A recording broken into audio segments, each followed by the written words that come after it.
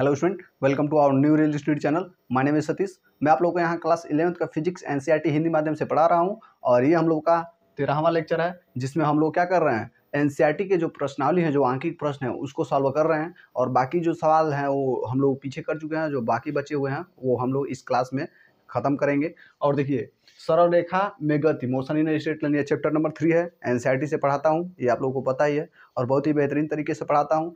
तो चलिए आज का लेक्चर हम लोग स्टार्ट करते हैं, ज़्यादा टाइम नहीं लेते हैं। तो आज आप लोगों का देखते हैं कौन सा क्वेश्चन है। 12 तक तो हम आपको बता दिए हैं। तो 13वां देखिए क्या कर रहा है, आप लोग स्क्रीन पे कह रहा है 13वां क्वेश्चन कि नीचे दिए गए कथनों को ध्यान से पढ़िए और कारण बताते हुए वह उदाहरण देते हुए बताइए कि वे सत्य हैं या असत्य हैं एक विमीय गति में किसी कण की। तो देखिए, एक विमीय गति में मतलब एक विमा में कोई मतलब समतल पे कोई चल रहा है, कोई जमीन पे कोई वस्तु चल रही है, ठीक ना, उसके बारे में बताना है। या एक विमीय मतलब ना एक ही दिशा में, एक मतलब आगे पीछे, ऐसे ये नहीं कि आगे पीछे ऊपर नीचे, ये दो विमीय तीन विमीय में आने लगेगा, ठीक ना। तो एक ही दिशा मतलब आगे पीछे या ऐसे एक ही डायरेक्शन में, एक डायरेक्शन नहीं, दो डायरेक्शन, अपोजिट आयोग आगे, ठीक ना।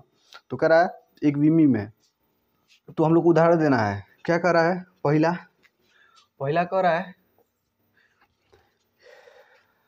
किसी क्षण चाल शून्य होने पर भी उसका त्वरण अशून्य हो सकता है, ठीक ना।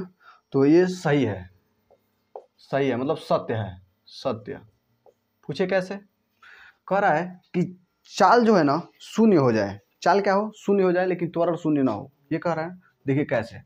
जैसे मैं एग्जाम्पल लूँ तो जैसे में आ जाएगा, ये सरल लोलक होता है ना, यहाँ पे मान लीजिए एक टुकड़ा है, इसको हम लोग सेट कर दिए हैं, यहाँ है ना।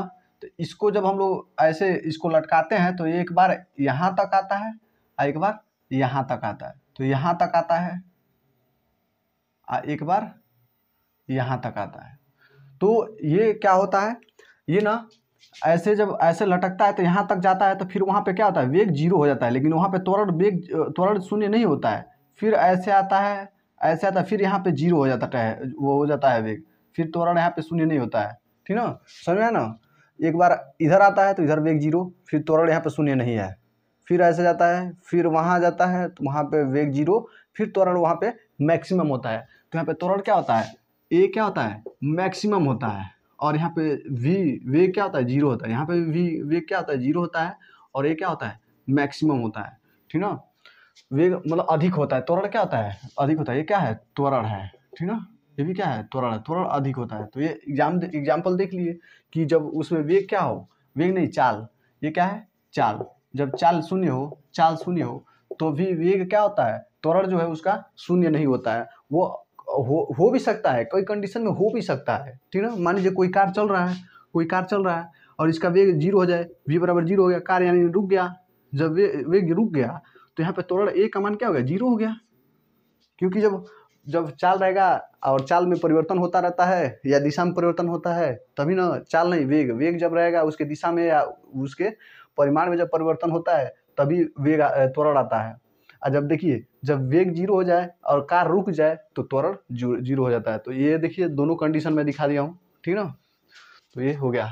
फिर बी वाला क्या कह रहा है, बी वाला देखिए क्या कह रहा है कि किसी शून्य होने पर, मतलब चाल शून्य होने पर भी उसका वेग अशून्य होता है, चाल शून्य होने पर वेग अशून्य होता है। तो देखिए चाल मतलब क्या होता है, चाल ये असत्य है, असत्य है। क्यों, क्योंकि देखिए चाल और वेग में एक ही अंतर होता है, ये अदिश होती है, अदिश, और ये सदिश होता है। सदिश मतलब इसमें दिशा होती है और इसमें दिशा नहीं होती है। तो देखिए दिशा नहीं होती है, और जब चाल का मान हम लोग वेग का मान जीरो रख देंगे तो कह रहा है भी वेक्टर का मान क्या होगा, तो इसका भी मान क्या होगा, जीरो होगा, अशून्य होगा, इसका भी मान जीरो ही होगा। क्योंकि जब ये जीरो होगा तो ये भी जीरो होगा, तो ये असत्य हो गया, ठीक। अब इसका भी देख लिए ना आप लोग, क्या कह रहा है, हाँ, तो ये भी हो गया।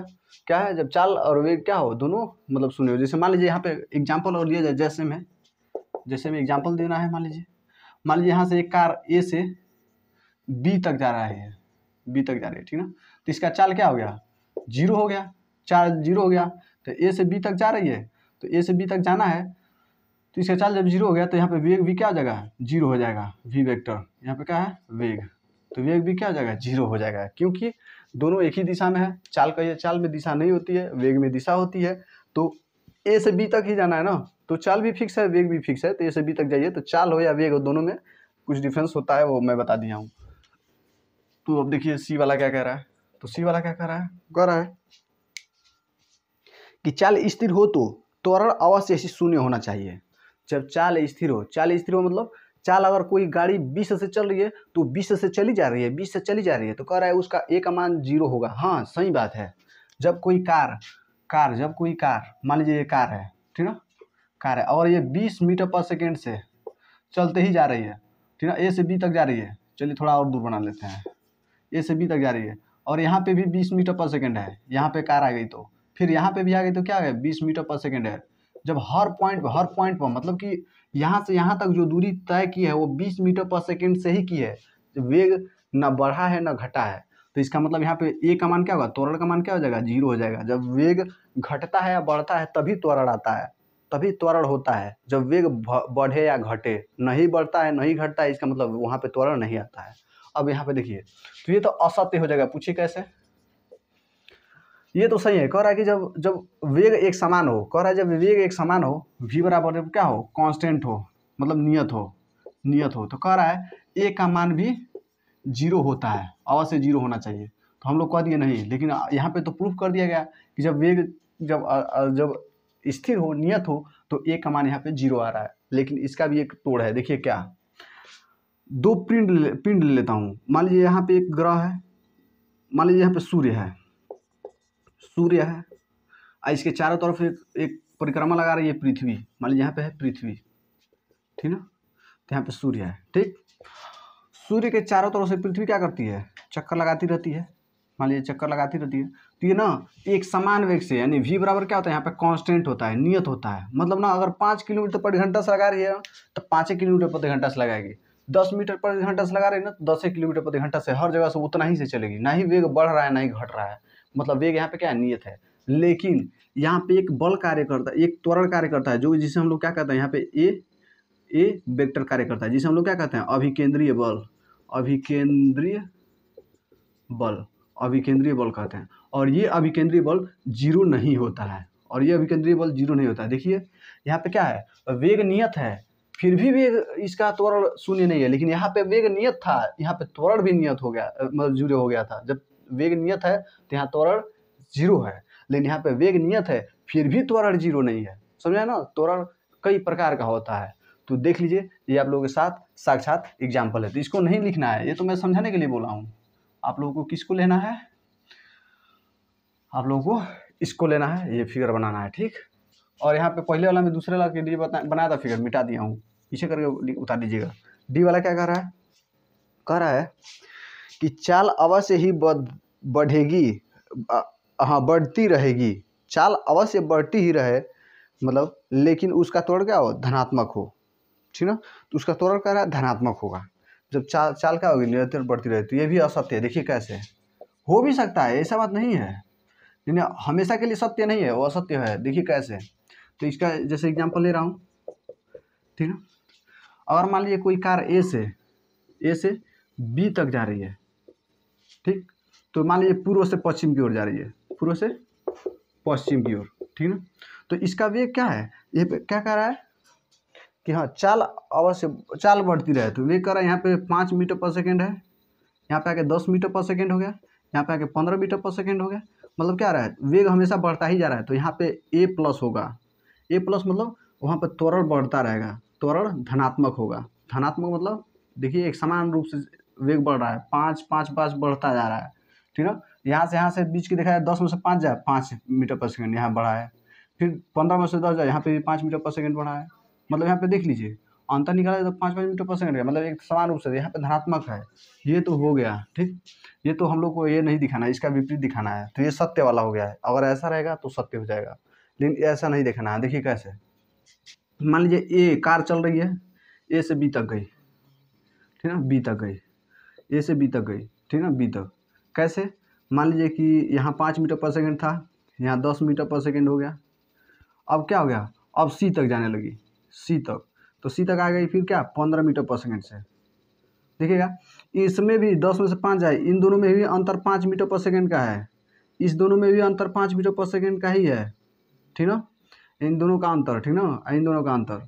लेकिन देखिए दिशा बदल गई, ये पूर्व है, ये पश्चिम है, ये मान लेता हूँ उत्तर है, ठीक। तो देखिए दिशा बदल गई, अब यहाँ पे त्वरण धनात्मक नहीं होगा, यहाँ पे त्वरण बदल गया, यहाँ पे तो प्लस है और यहाँ पे क्या हो जाएगा, दिशा बदलने की वजह से प्लस या माइनस कुछ भी हो सकता है, माइनस भी हो सकता है, ठीक ना। तो इसका मतलब ये एग्जाम्पल सटीक है, मतलब कि ये क्या है, दिशा बदल रही है, दिशा बदलने से त्वरण का मान बदल जाता है।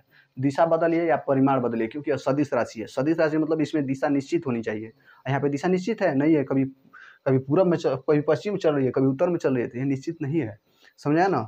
तो मैं इसको समझाने के लिए बनाया था, मैं इसको मिटा रहा हूँ। और देखिए फिगर बना सकते हैं आप लोग, लेकिन बनाने की जरूरत नहीं है, यहाँ पे डायरेक्ट देखिए, जब कण एक निश्चित दिशा में, एक निश्चित दिशा में गतिशील हो तो यह सत्य है, लेकिन यदि दिशा बदलती रहे और वेग निरंतर बढ़ाती रहे, तब भी यह सत्य नहीं है। दिशा बदलेगी तो काम मामला खराब हो जाएगा, तब असत्य हो जाएगा, लेकिन दिशा ना बदले तो ये क्वेश्चन नंबर डी वाला सही हो जाएगा। दिशा नहीं बदलेगी तो ये सत्य हो जाएगा, जब दिशा बदल देगी तो ये सत्य नहीं होगा। तो इतना समझ में आता है, इतने का स्क्रीनशॉट लीजिए। तो चलिए अब देखते हैं कि हम लोग का 12वां क्वेश्चन क्या कह रहा है। अभी कौन सा हम लोग क्वेश्चन किए हैं, 13वां नहीं था, सॉरी 11वां था। वो पीछे वाला क्वेश्चन हम लोग 11 के थे, 13 में भूल के लिख दिया हूँ, उसको सही कर लीजिएगा। अब 12वां क्वेश्चन, पीछे वाला 11 था, अब हम लोग आ गए हैं किस पे, 12वां पे। तो क्या कह रहा है, आप लोग स्क्रीन पर देखिए, कह रहा है किसी गेंद को 90 मीटर की ऊंचाई से फर्श पर गिराया जाता है। तो मान लीजिए कोई गेंद है और उसको 90 मीटर ऊंचाई से ना उसको फर्श पर ऐसे उसको छोड़ दिया जाता है, ऐसे छोड़ दिया जाता है, मतलब यहाँ पे क्या है, u बराबर क्या है, देख लीजिए, ऊंचाई से गिराया जाता है, तो यहाँ पे u बराबर 0 होगा, क्योंकि वहाँ से छोड़ा गया। वहाँ पे जब किसी वस्तु को आप लोग छोड़ते हैं आराम से, उसको फेंकेंगे ऐसे जोर दे करके, तब वहाँ पे u का मान कुछ होगा, लेकिन वहाँ पे छोड़ा जाएगा ना तो u का मान 0 होता है, हमेशा याद रखिएगा। तो उसको वहाँ से छोड़ा जाता है, ठीक ना। तो डायरेक्ट लिख लीजिए, दिया है, यहाँ पे डायरेक्ट लिखिए, दिया है कितने मीटर ऊंचाई से, तो h बराबर दिया कितना 90 मीटर, और u बराबर क्या हो गया 0 मीटर पर सेकेंड, क्योंकि वहाँ से छोड़ा गया है, ठीक ना, होकर है। और वह फर्श पर गिराया जाता है, फर्श के साथ प्रत्येक टक्कर में, मतलब वो क्या होता है, वह गेंद गिरता है और फिर कूदता है, तो जब वो जाके जब फर्श पे टकराता है तो उसका वेग ना 10% घट जाता है। उसका वेग क्या आता है 10%, यानी 1/10 मतलब 1 दहाई घट जाता है, ठीक ना, 1 दहाई उसका घट जाता है, ठीक है, दहाई मतलब वही 1/10 भाग घट जाता है, ठीक ना, 10 भाग घट जाता है उसका। तो कह रहा है गेंद की चाल 1/10 कम हो जाती है, देखिए वही कहा हूँ ना। तो इसकी गति t बराबर 0 से 12 सेकेंड के बीच ग्राफ कीजिए, के बीच क्या है, चाल यानी v, और समय यानी t, vt ग्राफ खींचिए, vt ग्राफ क्या होगा यही पूछ रहा है, ठीक ना। तो समझ में आया। तो देखिए जबकि g का मान इसमें दिया है, क्या दिया है, g का मान दिया है 9.8 मीटर पर सेकेंड स्क्वायर, यही ना। हम लोग को h का मान दिया, u का मान दिया, ठीक ना। तो अब देखिए, तो इसका हम लोग ग्राफ तभी न खींचेंगे जब v का मान हम लोग निकालेंगे, तो कहेंगे इसमें देखेंगे v का मान क्या होगा, देखिए। और इसका फिगर मैं बना रहा हूँ, मान लीजिए यहाँ से कोई गेंद गिराया जाता है, ठीक है, और ये दूरी कितनी है, ये कितनी ऊंचाई है 90 मीटर है, देख लीजिए पूरा ऊंचाई। यहाँ पे u का मान 0 होगा, यहाँ पे g का मान, और गिर रहा है तो g का मान क्या होगा 9.8 मीटर पर सेकेंड स्क्वायर, ठीक है। और वो गिर के अब फिर इसमें क्या होता है, यहाँ पे टकराता है, तो यहाँ टकराने से यहाँ पे वेग क्या होगा, यहाँ पे वेग क्या होगा, v का मान 0 तो नहीं होगा, यहाँ पे वेग क्या होगा यही निकालना हम लोग को। u का मान 0, तो वहाँ से गिरते गिरते आएगा तो इसका वेग क्या होगा, बढ़ता ही जाएगा, वेग बढ़ता जाएगा। ये क्या है, प्रारंभिक वेग है, और ये क्या है, अंतिम वेग है, अंतिम वेग, ठीक है। तो यह v का मान निकालना है। तो देखिए v का मान अब देखते हैं, इन सब में जो रिलेशन होता है ना वो गति के तृतीय समीकरण से। तो गति के तृतीय समीकरण क्या होता है, v square equal to u square plus 2as।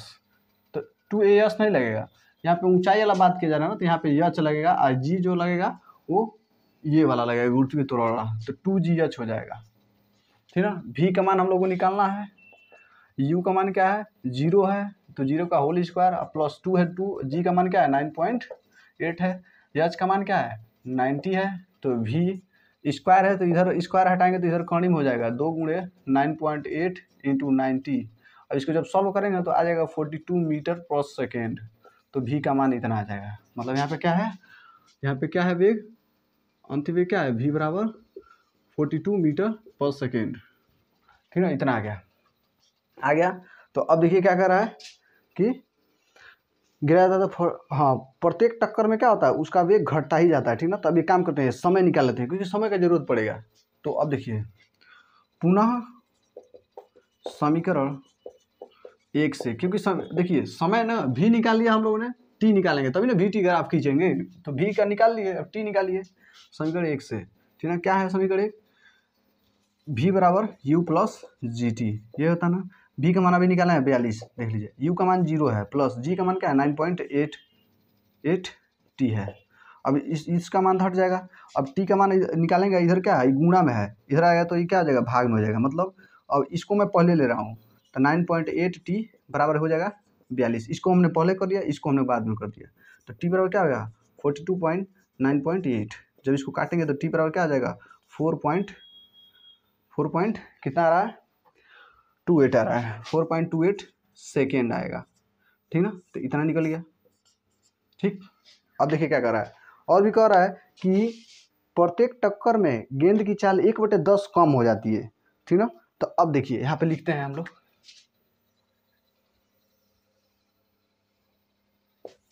यहाँ लिखते हैं टक्कर के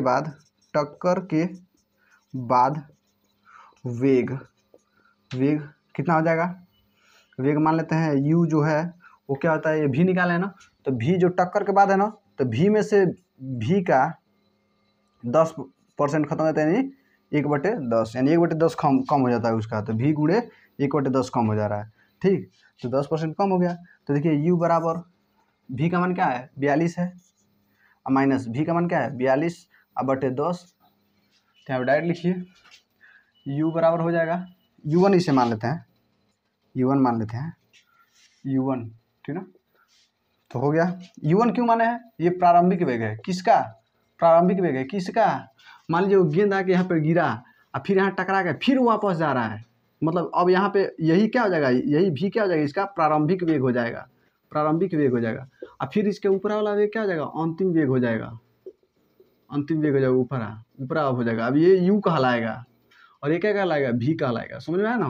तो अब गिर के ऊपर जाएगा तो ऐसा हो जाएगा। तो देखिए, तो इसका मान क्या है 42 माइनस, इसको दशमलव में भाग देंगे तो -4.2 हो जाएगा। तो u बराबर हो जाएगा 37.8 मीटर पर सेकेंड, इतना आएगा, ठीक। देखिएगा सही है, 2 ठीक 8, ठीक है। तो 37.8 मीटर पर सेकेंड आ जाएगा, ठीक है। तो इतना इसका यहाँ पे वेग आ गया, यहाँ पे अंतिम वेग, हाँ प्रारंभिक वेग इतना है, टकराने के बाद का बात है ये, है टक्कर के बाद है इतना आ गया, ठीक है। तो अब देखिए, अब u1 हो गया, अब पुनः फिर क्या कर रहा है, टक्कर हो जाता है, ठीक ना। तो टक्कर तो हो ही गया हो, तो इतना ही गया। तो अब देखिए, तो नीचे से ऊपर, अब नीचे से ऊपर जा रहा है, देखिए यहाँ से क्या आया था, ऊपर से नीचे आया था, ऊपर से नीचे आया था। अब यहाँ से क्या आ रहा है, नीचे से ऊपर जा रहा है, ऊपर जा रहा है ना, नीचे से ऊपर। देखिए यहाँ ऊपर से नीचे आ रहा था, यहाँ नीचे से ऊपर जा रहा है। तो अब देखिए अब क्या करेंगे कि नीचे से ऊपर जाते जाते समय, नीचे से ऊपर जाते समय टी मान लेते हैं, समय टी है तो क्या होता है, यहाँ पे टी बराबर लिख लेंगे। देखिए अभी हमने टी का मान निकालना है और यू का मान अभी हम लोगों ने क्या निकाला है, u1 का मान, तो यहाँ पे u1 ले लेते हैं 37.8 मीटर पर सेकेंड हो गया। फिर क्या है, जी का मान है कितना है 9.8 मीटर पर सेकेंड, ठीक है स्क्वायर। यहाँ पे ऊपर जाएगा तो यहाँ पे भी v का मान क्या हो जाएगा, 0 हो जाएगा, क्योंकि वो ऊपर से जाते जाते यहाँ पे फिर रुक जाएगा, फिर नीचे आएगा, फिर देखिए ऊपर वो हमेशा जाके जब रुक जाता है ना ऊपर जाके तो वहाँ पे वेग 0 हो जाता है। तो यहाँ पे रुका है तो इसका मतलब क्या होगा, v बराबर 0, ठीक है। तो v बराबर 0 हो गया। अब देखिए गति के प्रथम समीकरण से, तो गति का प्रथम समीकरण क्या कहलाता है। अब देखिए नीचे से ऊपर जा रहा है ना, तो यहाँ पे g का मान क्या लेंगे हम लोग, माइनस में लेंगे, तो v बराबर क्या होता है, u प्लस जी टी होता है ना, लेकिन यहाँ पे g का मान माइनस में है तो यहाँ पे माइनस जी टी हो जाएगा। v का मान यहाँ पे क्या है, 0 है, 0 ले लीजिए। u का मान क्या है 37.8 है, ठीक ना, माइनस जी का मान क्या है 9.8 टी है, टी का टी निकालना है तो हो गया। अब इधर क्या है, ये माइनस में है, इधर आएगा तो प्लस में जाएगा, तो इधर आएगा तो क्या हो जाएगा 9.8 टी बराबर हो जाएगा 37.8, तो टी बराबर क्या हो जाएगा 37.8 बटे 9.8, इसको आप लोग काटेंगे तो टी बराबर आ जाएगा 3.85 सेकेंड, ठीक ना, इतना आ जाएगा। देखिए टी और भी निकालना है हम लोग को, तो निकल गया ना, इतना निकल गया। फिर ऊपर से क्या होगा, एक बार और नीचे आएगा, तो एक बार और नीचे आएगा तो फिर देखते हैं। देखिए फिर एक बार और नीचे आ रहा है, तो एक बार और नीचे आ रहा है, तो ऊपर से फिर नीचे आने पर ऊपर से फिर नीचे आएगा ना, फिर यहाँ से फिर यहीं से नीचे फिर आ जाएगा, तो अब फिर क्या हो जाएगा, यहाँ पे u बराबर 0 हो जाएगा। अब v बराबर यहाँ पे क्या हो जाएगा, देखिए कितना हो जाएगा, यही निकालना है हम लोगों को। तो यहाँ पे अब v बराबर क्या हो जाएगा, अब ये प्रारंभिक वेग हो जाएगा। देखिए कंडीशन है, एक बार इसको लिए हैं, फिर एक बार इसको लिए हैं, ठीक ना, फिर एक बार इसको लिए हैं, ठीक है, समझ में आया ना। तो इतना समझ में आया। तो फिर देखिए यदि ऊपर से नीचे आए, तो जब ऊपर से नीचे आए तो वेग फिर कितना हो गया है, फिर वेग कितना हो गया है, वेग u2 इसको मान लेते हैं, फिर u2 क्या हो जाएगा, इसी वेग को जब वेग निकालना है तो वो कितना है u1 माइनस u1 बटे 10, ठीक ना, इतना हो गया। तो अब निकालिए u2 बराबर क्या हो जाएगा, u1 का मान कितना है 37.8 माइनस 37.8 बटे 10, इसमें भाग देंगे तो u2 का मान आ जाएगा 37.8 माइनस 37 नहीं, अभी दशमलव एक और हिलने आ जाएगा, दशमलव से भाग 10 से भाग देने पर दशमलव आगे बढ़ जाता है, 0.8 हो जाएगा। तो u2 का मान क्या हो जाएगा 34.02 मीटर पर सेकेंड हो जाएगा।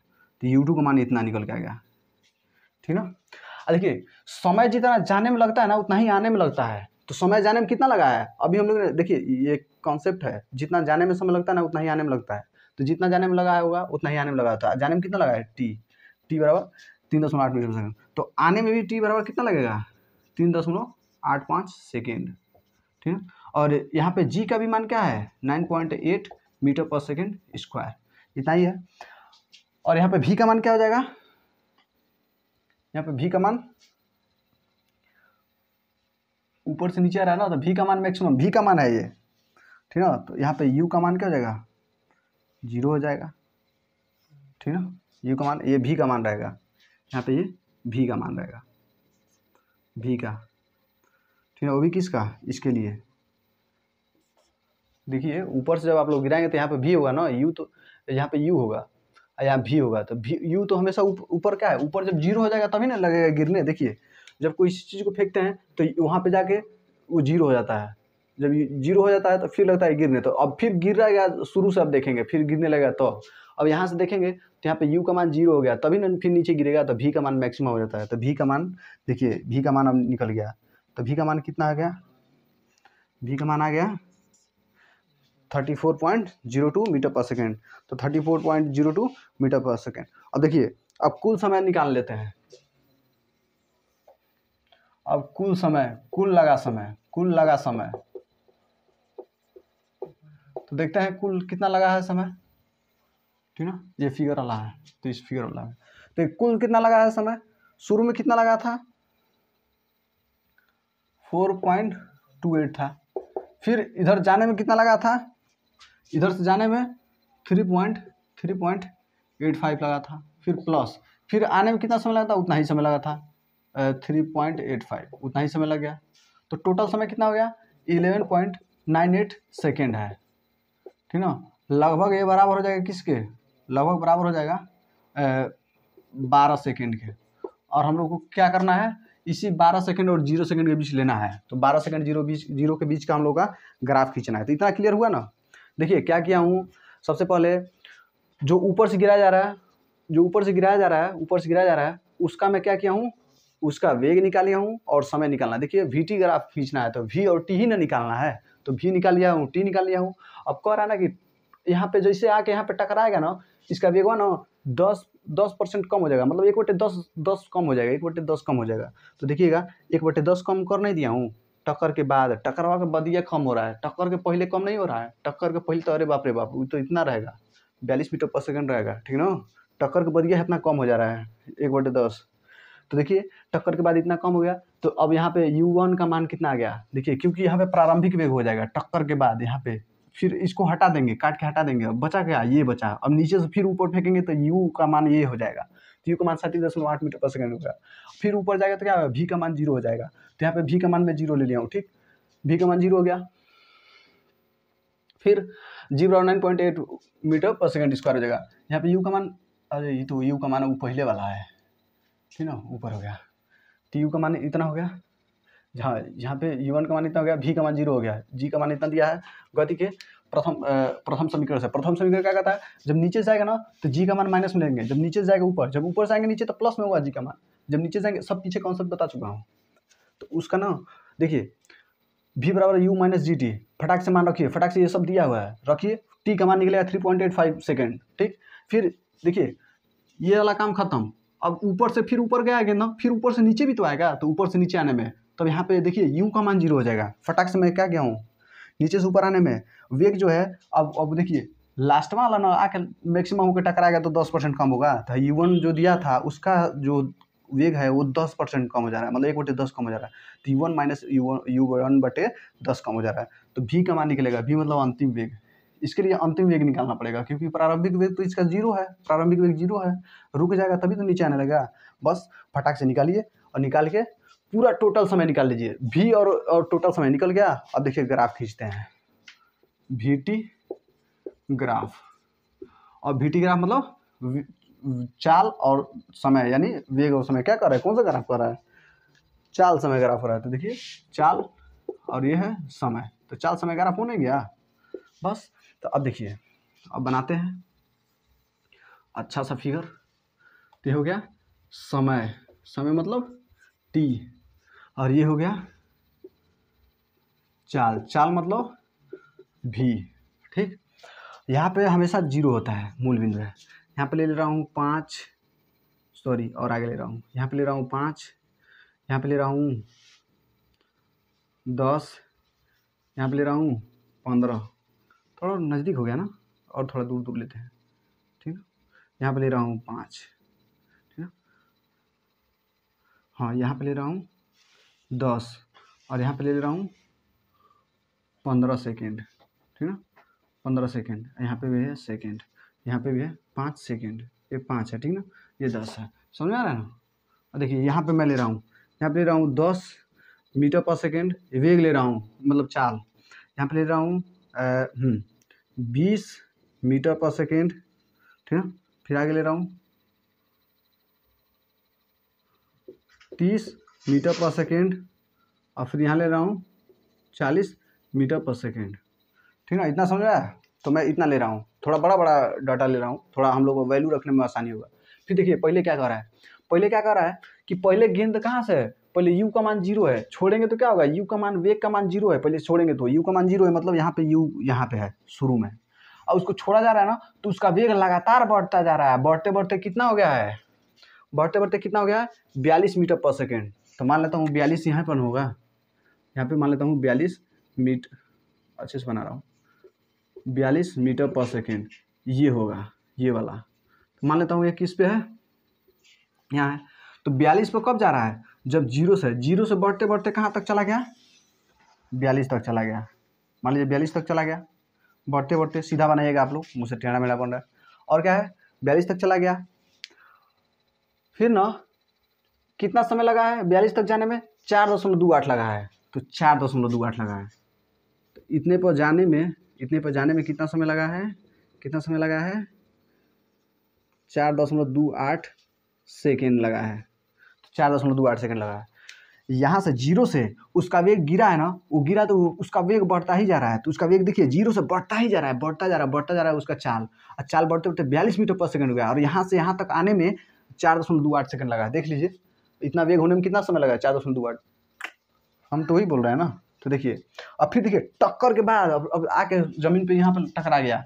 अब जब टकरा गया तो अब इसका वेग कितना हो जा रहा है, कितना हो जा रहा है 37.28। अब इसका वेग वो कहाँ है 37.28, यहाँ मान लेता हूँ 37.8 है, 37.8 हो जा रहा है, 37.8 मीटर पर सेकेंड इतना वेग हो गया। तो इसको मैं आगे बढ़ा देता हूँ, ठीक है, यहाँ हो गया, ठीक। और अभी भी देखिए उसका चाल कितना हो गया, उसका समय कितना हो गया, देखिए वो तो यहाँ तक आ गया, ठीक है, यहाँ तक आ गया, और उसका समय कितना लगा है 3.85। 3.85 कहाँ गया, तो ये तो और पीछे आने रहा है।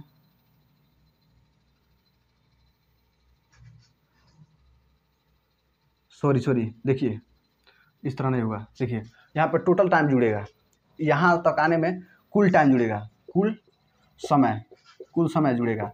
तो कुल समय कितना होगा, पहले का कितना था 4.28 था, 4.28 था, अब कितना है 3.85 है।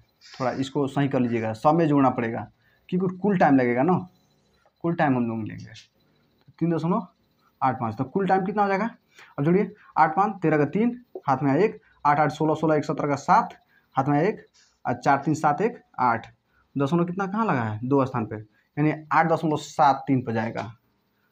कहाँ गया 8.75 है, यहाँ पर मान लेता हूँ 8.73 है, 8.73 सेकेंड।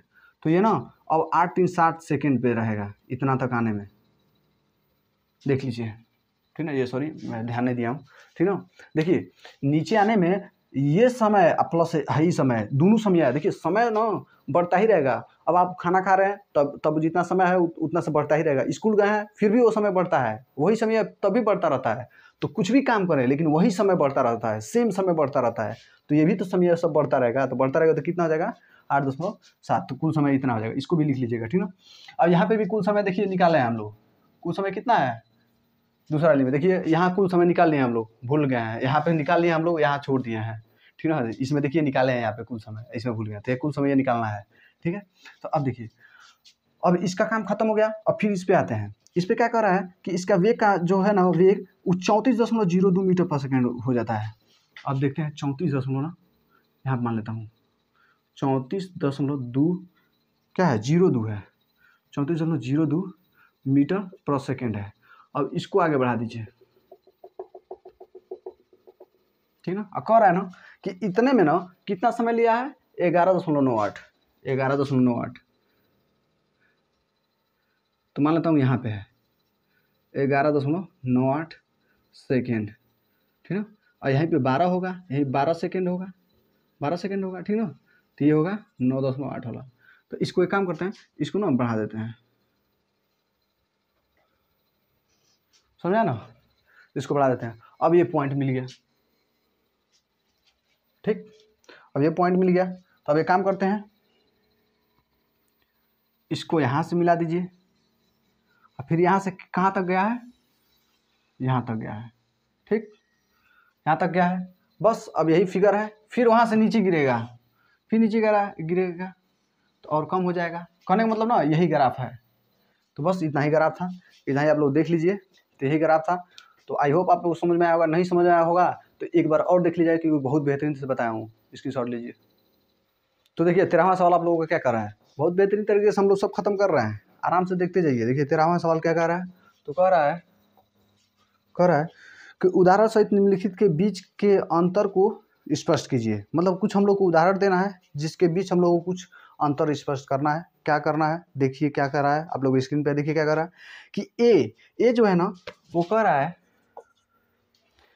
कि किसी समय अंतराल में, किसी भी समय अंतराल मतलब किसी भी टाइम में, किसी भी समय में, समय अंतराल मतलब किन्हीं दो टाइमों को लीजिए, 5 सेकंड 10 सेकंड उन दोनों को घटा दीजिए, वही समय अंतराल होता है। ठीक है, समय अंतराल में विस्थापन के परिमाण और किसी कण द्वारा उसी अंतराल के दौरान तय किए गए पथ की कुल लंबाई। मतलब कि एक समय अंतराल में ना हम लोग को पथ की लंबाई निकालना है और उसका विस्थापन निकालना है। क्या निकालना है, पथ की लंबाई, विस्थापन। सबसे इस चैप्टर का सबसे पहला जो शुरू में पढ़ाया था वही निकालना है, बहुत आसान है। देखिए तो कह रहा है, मान लेता हूँ यहाँ पे कोई ए पॉइंट है, ठीक ना, ए पॉइंट, ए से कोई बंदा चलता है, मान लेते हैं कोई बंदा चलता है, यहाँ बी तक आ गया, बी से सी तक आ गया, सी से फिर डी तक आ गया। ठीक है, मान लेते हैं ये 5 किलोमीटर प्रति घंटा है, मतलब 5 किलोमीटर यहाँ से यहाँ तक की दूरी है, और यहाँ से यहाँ तक आने में लगा समय क्या है, टी बराबर 2 घंटा मान लेता हूँ, 2 घंटा है। ठीक है, 2 घंटा मतलब 2 आवर। यहाँ से फिर यहाँ से आने में यहाँ क्या है, 3 किलोमीटर है, और यहाँ से आने में 1 घंटा लगता है, मतलब जो टाइम है वो 1 घंटा लगता है, टाइम जो है 1 घंटा लगता है। 1 घंटा मतलब हावर, 1 घंटा। ठीक, देखिए, और यहाँ से यहाँ आने में जो कुल दूरी है ये भी 5 किलोमीटर है, और यहाँ पे भी जो समय है वो लगता है 2 घंटा। ठीक है, समझ में आया। तो देखिए अब इसमें कह क्या रहा है कि पहले तो आप लोग विस्थापन निकालिए। तो विस्थापन क्या हो जाएगा, विस्थापन बराबर होता है क्या, प्रारंभिक माइनस अंतिम, या अंतिम माइनस प्रारंभिक। तो अंतिम माइनस प्रारंभिक लिख दीजिए, ये भी हो सकता है, कोई भी लिख सकते हैं आप लोग, बस माइनस में मत लिखिएगा, मतलब उसको प्लस में कर दीजिएगा, दूरी मतलब इसका परिमाण माइनस में भी हो सकता है, प्लस में।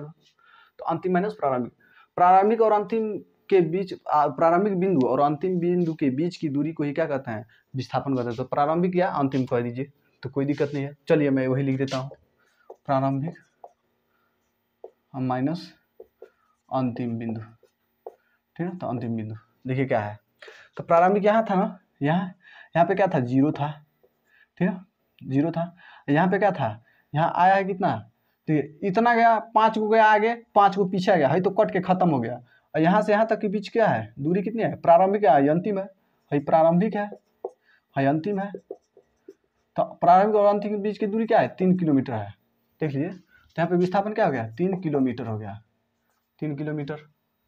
कितना समय लगा है, टी और निकाला जाए तो कितना समय लगेगा, ये भी 1 घंटा लगेगा, लगभग 1 घंटा लगा है। तो ये कितना हो गया, 3 किलोमीटर हो गया। तो 3 किलोमीटर ये तय किया है, विस्थापन 3 किलोमीटर हो गया। ठीक ना, और यहीं पे अगर बात किया जाए पथ की लंबाई, पथ की लंबाई की, तो पथ की लंबाई कितनी है, देखिएगा, 5 किलोमीटर चला है, 3 किलोमीटर चला है, फिर 5 किलोमीटर चला है, मतलब 5 और 3 8, 8 5, 8 5 13 किलोमीटर चला है।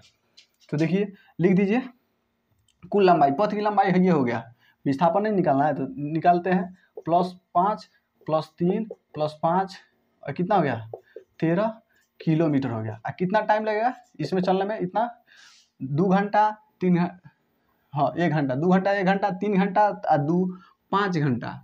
ठीक है, तो 5 घंटा लगा है, 5 घंटा लगा है, समझा गया। और इसमें बी वाला क्या कर रहा है, यही पूछ रहा था, एग्जाम्पल हम लोग अपने मन से दे रहे हैं। ठीक ना, यही आप लोग देखते रहिएगा, यहाँ जो कॉन्सेप्ट है वो समझिएगा, यहाँ अंक से कोई मतलब नहीं, आप लोग अंक कुछ और ले सकते हैं, लेकिन यहाँ पे ये मेथड अपनाइएगा जो मैं अपना रहा हूँ। ठीक है, कह रहा है दूसरा कि किसी समय अंतराल में औसत वेग और परिमाण उसी अंतराल के औसत चाल मतलब औसत चाल निकालना है, औसत वेग और औसत चाल निकालना है। तो देखिए औसत वेग और औसत चाल, ठीक है, निकालना। औसत वेग बराबर होता है कुल विस्थापन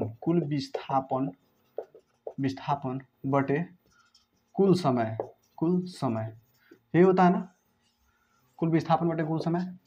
देखिएगा कुल विस्थापन कितना है, औसत चाल बराबर लिख रहा हूँ, औसत चाल नहीं औसत वेग, कुल विस्थापन कितना है, 3 किलोमीटर है। लगा समय कुल कितना है, बटे है तो बटे, कुल समय कितना है 1 घंटा, 1 घंटा कितना आ गया 3 किलोमीटर प्रति घंटा, यही क्या जाएगा आंसर हो जाएगा। ठीक है, औसत चाल हो गया। दूसरा क्या करा है, औसत वेग, नहीं औसत चाल, औसत चाल, औसत चाल बराबर होता है कुल दूरी अब बटे कुल समय, ये होता है। देखिएगा, तो पहला तो है निकल गया, अब दूसरा है निकाल रहे हैं। तो औसत चाल बराबर क्या हो जाएगा, औसत चाल बराबर क्या हो जाएगा, कुल दूरी कितना है, कुल दूरी कितना चला 13 किलोमीटर चला है, 13 किलोमीटर। बटे है तो बटे, कुल समय कितना है 5 घंटा है तो 5 घंटा हो गया, 5 घंटा कितना हो गया 13/5 किलोमीटर प्रति घंटा, यही क्या हो जाएगा आंसर हो जाएगा। तो समझे ना, तो यही आप लोग का आंसर हो जाएगा। फिर आगे उसमें देखिए कुछ कह रहा है कि प्रदर्शित कीजिए कि ए व बी दोनों में ही दूसरी राशि पहली से अधिक या बराबर है, अधिक है या बराबर है। तो हम लोग दिखाते हैं। तो इसको दिखाने के लिए जानते हैं क्या करना पड़ेगा, प्रदर्शित करना है ना कि दोनों आपस में बराबर है या अधिक है। तो देखते हैं, तो लिखते हैं इसको ए व बी को बड़ा या बराबर दिखाने के लिए सरल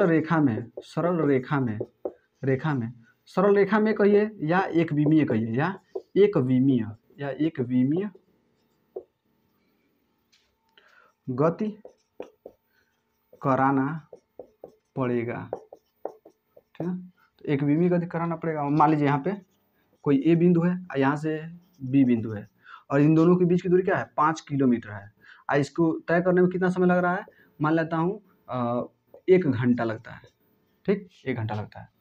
तो यही कह रहा है निकालिए, क्या निकालना है, तो इसका निकालना है विस्थापन। तो यहाँ पे विस्थापन क्या हो जाएगा, विस्थापन और दूरी आपस में, दोनों आपस में क्या रहेंगे बराबर रहेंगे। विस्थापन और दूरी देखिए, इधर से जाइए तो इधर में तभी दूरी है, इधर जाएंगे इधर से तब भी विस्थापन है, दोनों एक ही है।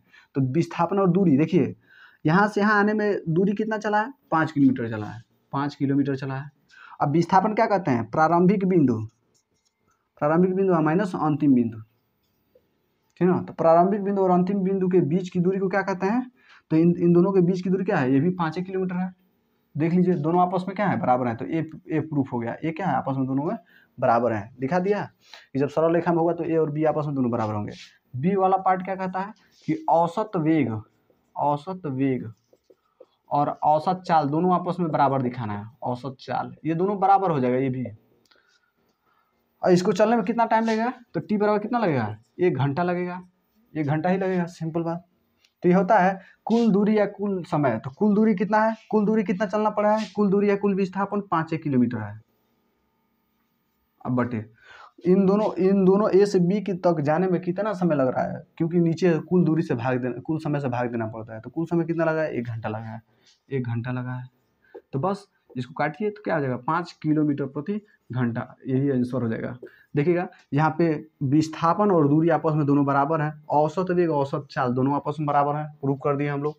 यहाँ पे विस्थापन और पथ की लंबाई मतलब दूरी, इसे हम लोग क्या कर सकते हैं, ब्रैकेट में लिखा है तो दूरी, कितना दूरी तय किया है, इसको पथ की लंबाई भी कर सकते हैं। ठीक है, दूरी कही है पथ की लंबाई, तो यहाँ पे पथ की लंबाई 13 था, विस्थापन और दूरी में अंतर था। औसत चाल में देखिए 3 किलोमीटर आया था, इसमें 13/5 आया था, मतलब औसत वेग और औसत चाल में भी अंतर था। लेकिन यहाँ दोनों में कोई अंतर नहीं है, दोनों आपस में बराबर। तो यही प्रूफ करना था, तो इतने का आप लोग स्क्रीनशॉट लीजिए। तो आई होप आप लोग को आज का क्लास अच्छे से समझ में आया हो, और आप लोग पीछे वाला वीडियो नहीं देखे तो वो लोग देख लीजिएगा, वो सभी वीडियो, क्योंकि वो सब एक दूसरे से जुड़े हुए हैं। तो सारे सवाल को हम लोग बहुत बेहतरीन तरीके से ख़त्म कर रहे हैं, क्योंकि हम लोग छोड़ नहीं सकते हैं, और कंपटीशन का तैयारी कर रहे हैं, तो वो भी सही है। तो चलिए आज का लेक्चर इतना ही रहने देते हैं, क्योंकि वीडियो ज़्यादा लंबा हो गया है। फिर जो नेक्स्ट सवाल है वो हम लोग आगे देखते हैं। फिर मिलते हैं नेक्स्ट वीडियो में, बाय बाय।